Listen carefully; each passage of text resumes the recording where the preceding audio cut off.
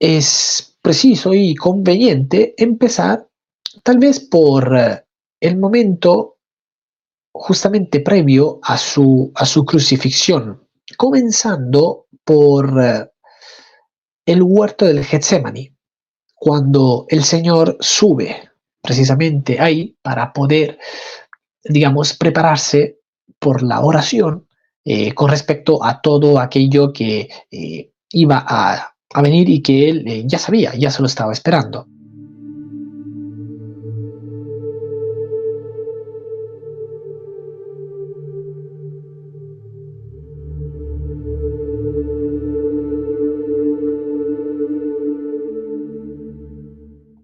Para empezar, el Señor sabía, justamente como acabo de decir, aquello que experimentaría. Sabía que iba a tener que morir.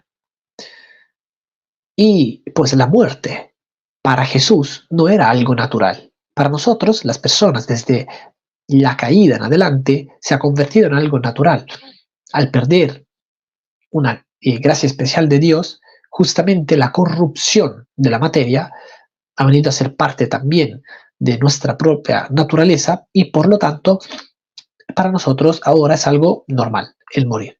Pero para Jesús no, no lo era, porque él no estaba, digamos, sujeto, él no estaba sufriendo ni la causa ni los efectos del pecado.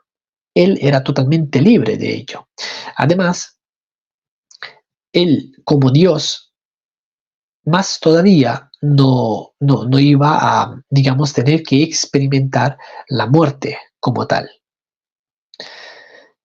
Así que el Señor se encuentra en el huerto, en el jardín, el Getsemaní, y empieza a orar. Si, seguramente lo recordarán, justamente le dice, Padre, si es posible que pase de mí esta copa, pero que no se haga mi voluntad, sino la tuya. Así que teniendo en cuenta justamente que él, en cuanto que no era pecador, iba a tener que cargar con todos los pecados de todas las personas, de toda la historia de la humanidad, y que además lo iba a tener que hacer muriendo, y muriendo además en la cruz, pues todo esto le terminó generando un, digamos, fuerte estrés que terminó, digamos, produciendo un fenómeno que no es único, no es algo que solamente él experimentó, pero que, porque también lo experimentaron otras personas, pero sí que es bastante raro que alguien pueda llegar a experimentarlo, que es conocido como hematidrosis. Básicamente se rompen los vasos capilares de las glándulas sudoríparas en virtud de la segregación de algunos químicos que justamente se producen, como decía, por este tipo de fuerte estrés psicológico que se empieza a experimentar. ¿Cómo redunda esto? ¿En qué se traduce? En que prácticamente esta sangre que se desprende de la ruptura de estos vasos capilares, como decía, pues se mezclan con la sangre y en el momento de sangrar, entonces, perdón, en el momento de sudar, se suda sangre. Así que cuando nosotros leemos en el Evangelio que Jesús sudó sangre, no estamos leyendo una metáfora, no estamos leyendo, digamos, un modo así de una expresión, un modismo para de algún modo comunicarnos aquello que Jesús ya había comenzado a sufrir sabiendo, ¿no? Aquello que le esperaba, aquello que estaba por venir, sino que literalmente el Señor sudó sangre. Y como digo, esto es porque justamente ya había empezado su fuerte angustia.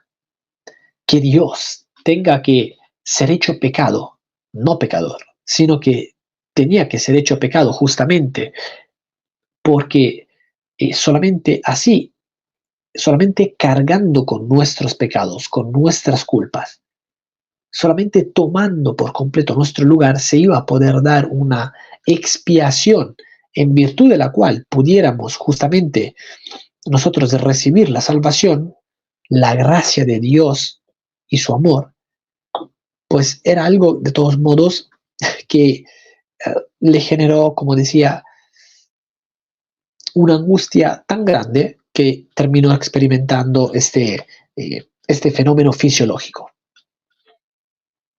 De ahí el Señor es arrestado, es llevado a un tipo de juicio, digamos, un tipo de juicio muy improvisado por parte del Sanedrín, porque es llevado justamente ante estos clérigos, ante las autoridades eh, hebreas de ese tiempo, para poder ser juzgado.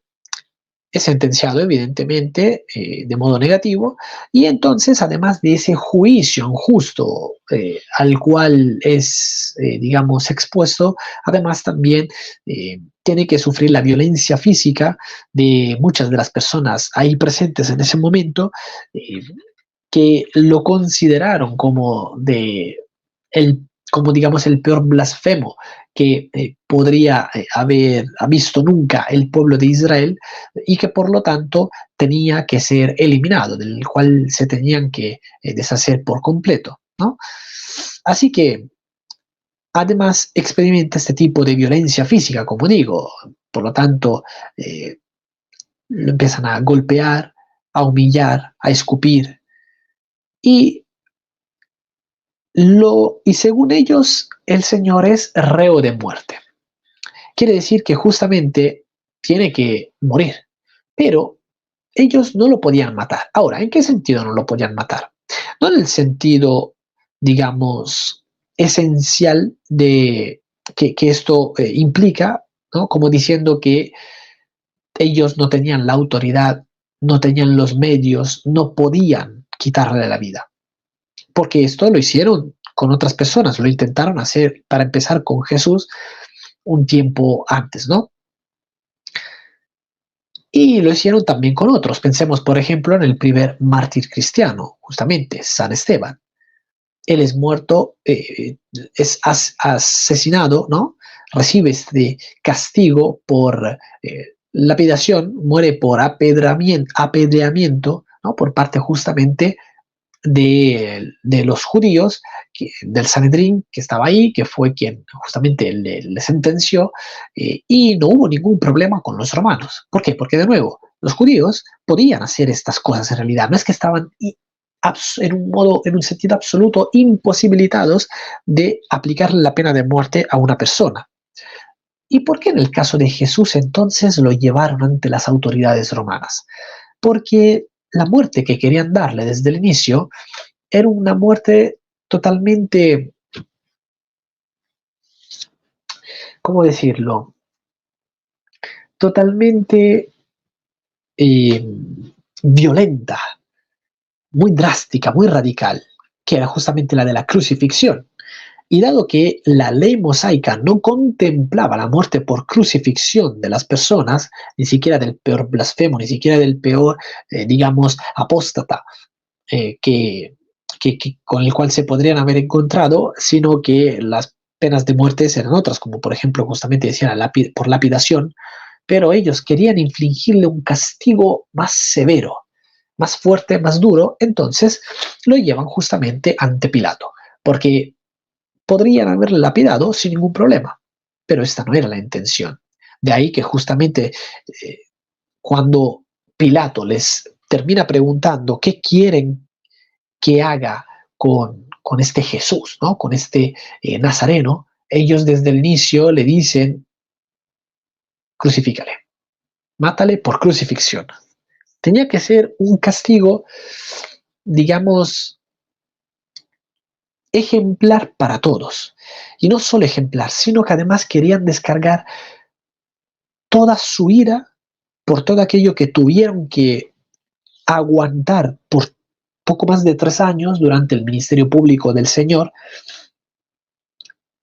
que consistía en cosas como, por ejemplo, desafiarlos como, digamos, las autoridades que ellos eran. O sea, no solamente ir, según su perspectiva, haber ido en contra de la ley mosaica, haber infringido varios mandamientos, haber, por ejemplo, blasfemado, haber trabajado, según ellos, en sábado y otras cosas por el estilo, sino que además había tenido la osadía de desafiarles a ellos en numerosas ocasiones. Entonces, vemos como Jesús llegó a tener problemas serios con los fariseos, también con los saduceos, con un poco, digamos, todos los clérigos de aquel tiempo, ¿no? Y esto es algo que muy probablemente fue lo que les llevó, además de ser justamente movidos por el mismo diablo, a cometer, digamos, tal infamia en contra del Señor. Así que, de nuevo, lo terminan llevando ante Pilato. Ya estaba entonces en malas condiciones en realidad el Señor, porque, de nuevo, o sea, estamos diciendo aquí que el Señor sufre un estrés muy fuerte, muy intenso, por el cual termina sudando sangre. Además, es juzgado injustamente, imaginemos, o sea, pensemos en esto, ¿no? Él, siendo Dios, hecho hombre, es juzgado por los hombres y de modo además injusto. Y después, además, descargan sobre él de modo violento todo ese enojo, toda esa ira que tenían en contra de él.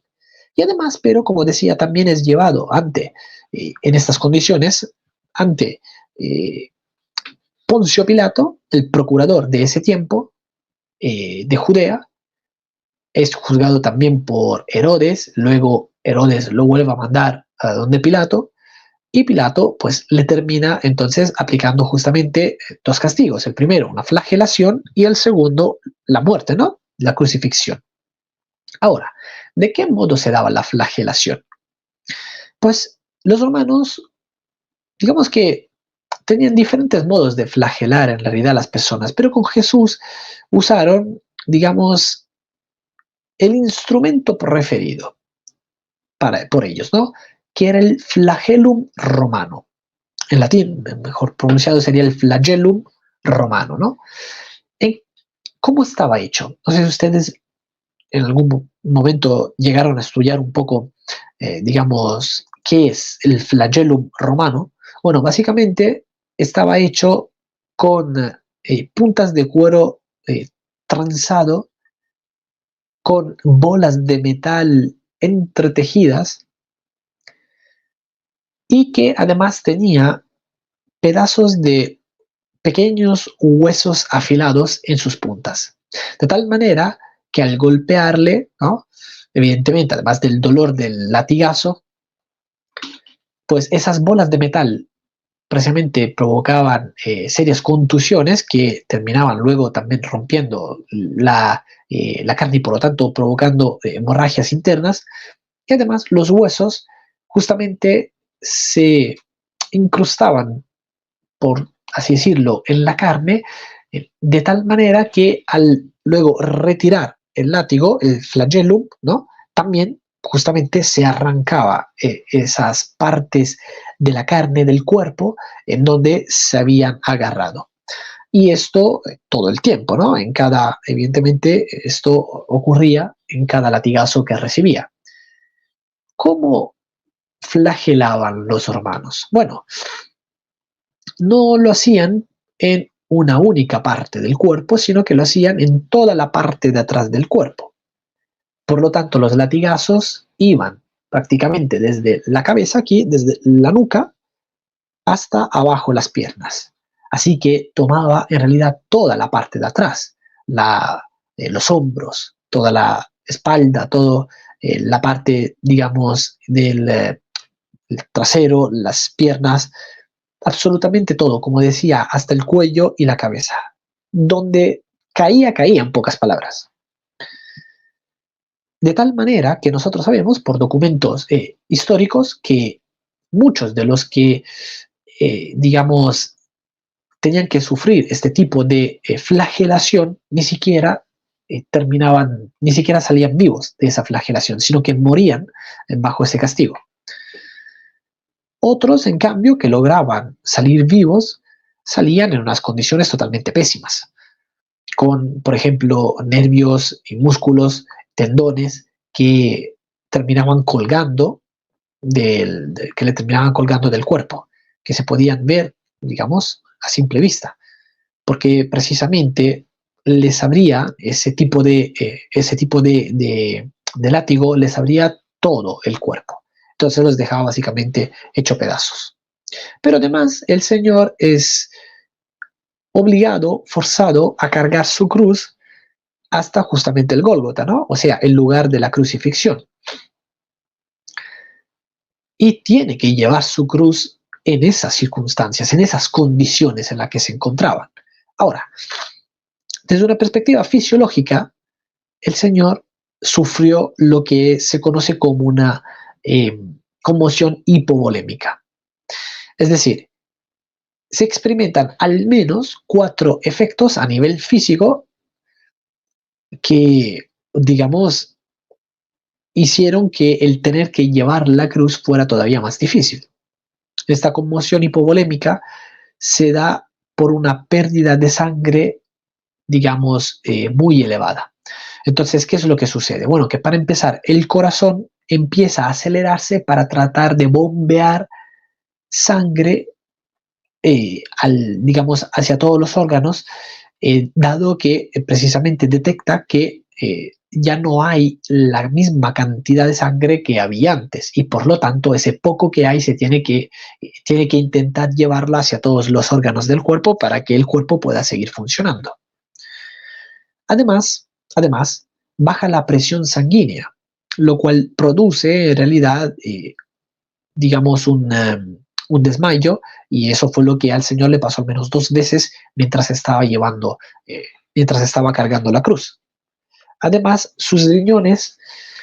los riñones dejan de producir orina justamente para intentar conservar la sangre restante, y finalmente se experimenta mucha sed. Nosotros vemos esto todo el tiempo, en realidad, en el Señor desde que es flagelado, ¿no? Como decía, se desmaya al menos 2 veces mientras lleva la cruz. Estando ya en la cruz también dice, tiene sed, aunque en realidad hay un significado más propiamente hablando teológico, ¿no? Detrás de esta afirmación, tengo sed. Porque si bien es cierto que desde una perspectiva física uno podría decir, claro, a ver, tiene sed en el sentido de que realmente quiere beber, ¿no? Porque o sea, el cuerpo ansía líquidos para de algún modo tratar de recuperarse. Pero dado que, bueno, aunque también es cierto que le dieron una porquería, ¿no? A Jesús a beber, tanto así que él también la rechazó, ¿no? Porque ese tipo de esponja con ese vinagre, con lo que todo eso lo usaban, en realidad se usaba para limpiar los baños públicos. Imagínense lo asqueroso que entonces eso tenía que estar. O sea, si hoy en día para nosotros entrar a un baño público muchas veces puede suponer un problema con, digamos, la tecnología que tenemos hoy en día, o sea, por tanto, con baños, ¿no? Digamos, con váteres que son más higiénicos, si así se puede decir, y también con productos de limpieza que se debían usar justamente para dejar el lugar bien higienizado, pues imagínense hace 2000 años en esas condiciones, o sea, y lo que se usaba para limpiar esos baños públicos, como digo, eso tenía que estar hecho un asco completamente. Y el Señor lo rechaza, pero, como decía, más bien tenemos que ver el significado espiritual que hay detrás, por lo tanto, entender esto desde una perspectiva más bien teológica. ¿En qué sentido esto? En el sentido de que cuando el Señor dice, tengo sed, se está refiriendo más bien al tener sed de esa copa que el Padre le estaba dando a beber. Y dado que esa copa precisamente implicaba el tener que morir por cargar con nuestros pecados, tomando nuestro lugar, entonces básicamente era como si el Señor estuviera diciendo, quiero terminarme esa copa, quiero agotarla por completo. Y esa copa se iba a agotar precisamente por medio de la muerte. Al morir Jesús hubiera terminado de beber esa copa que, digamos, de la que tenía sed, ¿no? Que efectivamente quería beber. Pero bueno, la cuestión es que seguramente también habrá tenido sed en un sentido, digamos, físico, ¿no? En sentido corporal. Además, el Señor termina llegando al lugar de la crucifixión y tiene que ser precisamente crucificado, ¿no? ¿Cómo hacían esto los romanos? No eran tontos, sabían perfectamente cómo se tenía que crucificar a alguien. Bueno, ¿Cómo se hacía esto? Ataban una cuerda en las muñecas para poder estirar los brazos, porque evidentemente, bueno, con las pocas fuerzas que le quedaba al el reo, ¿no? La persona que iba a ser crucificada, seguramente intentaba ejercer algún tipo de oposición, ¿no? Pero se tenía que estirar bien el brazo para poder justamente clavarle esos clavos, bueno, valga la redundancia, y así crucificarle. Además, tenía que estar bien abiertas, bien estirados los brazos, para que así, una vez levantada la cruz, el cuerpo no se viniera para abajo, sino que aguantara bien todo el peso, ¿no? Eh, Así que se tenían que estirar, de modo que ataban, como digo, unas cuerdas en las muñecas y estiraban. Esto implicaba justamente también eh, un deslocamiento de los hombros, de modo que pues, podían quedar los brazos más estirados. Y se usaban unos clavos de más o menos unos 15 centímetros de largo para poder clavar a la persona, ¿no? Eh, de tal manera que quedara bien sujeta, que quedara firme. Estos clavos se ponían en las manos y en los pies. Ahora, hay una discusión al día de hoy con respecto a si era en la mano en el sentido de la palma de la mano o en la muñeca, porque en esos tiempos, en particular por la cultura griega y romana, pues se consideraba mano hasta más o menos aquí toda la mitad o prácticamente todo el antebrazo. Entonces, todo esto era mano. Ok, no solamente lo que nosotros consideramos mano actualmente, de tal manera que clavar un clavo en la muñeca implicaba para ellos, según su concepción, clavar el clavo justamente en la mano, ¿no? Entonces, hay, como digo, hay una pequeña discusión actualmente en qué parte fue exactamente, porque se dice que la parte de la mano es más blanda y probablemente no lograría aguantar el peso del cuerpo y se vendría para abajo. Mientras que cambio aquí la parte de la muñeca es mucho más resistente, es mucho más, digamos, hay un agarre mejor, además de que también el hueso del brazo es más duro, también es más sólido, entonces aguantaría mejor el peso. Pero bueno, en todo caso, la cuestión es que eso también tuvo que haber sido un dolor atroz, alucinante, para que podamos, aunque muy lejanamente, pero podamos hacernos algún tipo de idea, pues seguramente se habrán golpeado ustedes el nervio que tenemos aquí, ¿no? En el codo, en algún momento de sus vidas, y ese dolor, bueno, es bastante fuerte, ¿no? Ahora, imaginemos, no sé, agarrar un alicate, unas pinzas, no sé cómo los conocerá cada uno de ustedes en sus países, y triturar el nervio, ¿no? Eso sería muy extremadamente doloroso. Ahora bien, los nervios que pasan por aquí, por esta zona de la mano, son todavía más dolorosos si es que se rompen, si es que se dañan. Y sobre todo si es que se dañan precisamente eh, recibiendo unos cuantos golpes por parte de un martillo al tener que clavarle justamente ese clavo. Y también el clavo que justamente le pusieron en los pies para poder sujetarle también desde ahí, ahí también al pasar por los huesos tarsianos, el dolor es atroz, el dolor que se provoca al ser perforados, al ser destruidos, mejor dicho. Así que esto es lo que experimenta también el Señor. Pero luego además también levantan la cruz. Y una vez que está levantada que se levanta la cruz, cuando la cruz, o sea, cuando hacían, digamos, como un agujero, como un hueco muy grande, que es donde justamente tenía que asentarse la parte baja de la cruz, ¿no? La parte de abajo del palo, del palo vertical. Y ese dolor también que se experimenta ahí por el golpe, ¿no? Del asentamiento de la cruz también era muy, pero que muy fuerte. Así que el Señor está ya en la cruz levantada y ahí sigue experimentando más dolor, porque para empezar, el peso del cuerpo hace que se incremente la intensidad del dolor en las zonas de los clavos. Además, recordemos que toda la parte de atrás estaba hecha pedazos. Por lo tanto, el roce que también se daba con la cruz provocaba mucho más dolor en toda esa parte. Y sin embargo, el Señor no murió como mueren todas las personas. Es decir, los crucificados solían morir, digamos, de diferentes modos, ¿no? O podían morir, solían morir por, por asfixia, ¿no?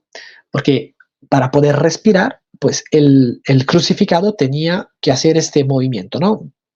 Levantarse y volver a bajar, levantarse y volver a bajar. Tenía que hacer esto para poder respirar, porque si no, en la posición en la que estaba, ¿no? Imaginemos con la cabeza colgando para abajo, ¿no? Los brazos más levantados, pues no podían respirar bien. Así que se tenían que empujar para arriba. Así que, bueno, llegaba un momento en el que precisamente el cansancio, ¿no? Todo el dolor hacía que no lograban ya hacer todo ese movimiento continuo y por lo tanto al final terminan muriendo por asfixia, porque no podían respirar más. Pero otros, en cambio, morían porque llegaban algunos cuervos, algunas aves de rapiña, precisamente que, digamos, se los comían vivos, ¿no? Entonces, había diferentes modos en los que los crucificados morían efectivamente en la cruz.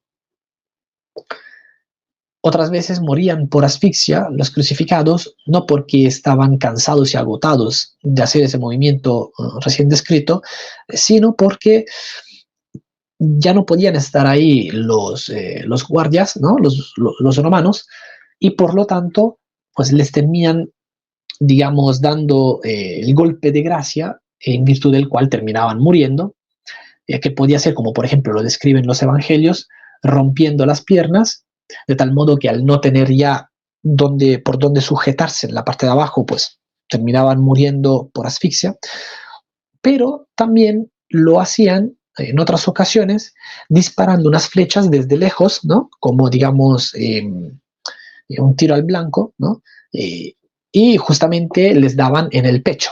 Por lo tanto, pues la causa de la muerte en realidad era otra. Pero en el caso del Señor no muere de ninguna de estas maneras, sino que, digamos, en un sentido estrictamente hablando fisiológico, muere por paro cardíaco. Pero no un paro cardíaco, digamos, inducido por las condiciones muy severas que estaba experimentando, sino porque él mismo en realidad decide morir. Acuérdense de que el Señor nos dice el Evangelio que grita, lanza un grito muy fuerte antes de morir y después inclina la cabeza y exhala el último respiro. Para empezar, un reo de muerte crucificado en esas condiciones no podría haber gritado, no podría sacar las fuerzas para gritar, apenas de hecho se le escucharía hablar. Pero el Señor grita, tiene todavía las fuerzas. Además, primero agacha la cabeza y después muere. Pues uno primero moriría y después, como efecto de la muerte, se le caería la cabeza. Pero el Señor justamente, en cambio, lo hace al revés. Es decir que, así como el Señor había dicho, yo tengo poder y autoridad para entregar mi vida y luego para volver a tomarla, efectivamente el Señor muere porque Él decide finalmente morir.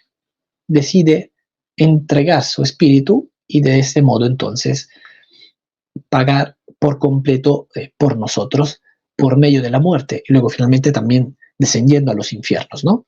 Pero bueno, no vamos a hablar hoy de esta otra cuestión. Así que estas son algunas consideraciones sobre la muerte de Jesús. Y creo que es, digamos, algo importante sobre lo cual pensar y reflexionar, sobre todo en esta época del año en la que estamos, ¿no? Pensar en todo lo que estuvo dispuesto a sufrir por nosotros, Dios mismo hecho hombre, de tal manera que así nosotros pudiéramos gozar de la gracia de Dios y ser redimidos y ser rescatados de nuestro pecado y de las consecuencias del mismo, para así poder disfrutar de una visión beatífica eterna de Dios por toda la eternidad. Bueno, esta es una última pregunta que quiero contestar, dado que tiene que ver justamente con esta parte de la muerte del Señor, que dice Claudia: ¿Jesús entonces decide morir? Exacto. Como decía antes, Jesús decide morir. Él es quien tiene el poder para entregar su vida y para retomarla. Él es quien dice hasta aquí y ya está. A partir de ahora voy a justamente entregar mi vida aposta para muriendo, ¿no? Por medio de la muerte. Y sin inclinando la cabeza entregó el espíritu. A este respecto afirma San Agustín, ¿quién puede dormir cuando quiere? Jesús murió cuando quiso, ¿a eso se refiere? Exacto, a eso se refiere. Jesús murió cuando quiso, ¿ok? Porque recordemos que Jesús era Dios. Jesús tenía autoridad completa sobre la vida y sobre la muerte. Entonces, de no ser así, entonces, si Jesús no hubiera decidido el cuándo morir, entonces no hubiera sido en ese caso verdadero Dios y verdadero hombre, sino que podríamos hablar de Jesús como verdadero hombre, pero no también de Jesús como verdadero Dios. ¿Ok? Recordemos entonces siempre esto, que la unión hipostática implica una unión continua entre la naturaleza divina y la naturaleza humana. En la muerte sufrió el Señor una separación en su naturaleza humana, por lo tanto su alma se separa de su cuerpo, pero ni el alma ni el cuerpo se separan nunca de su naturaleza divina, sino que siempre están unidas a la misma.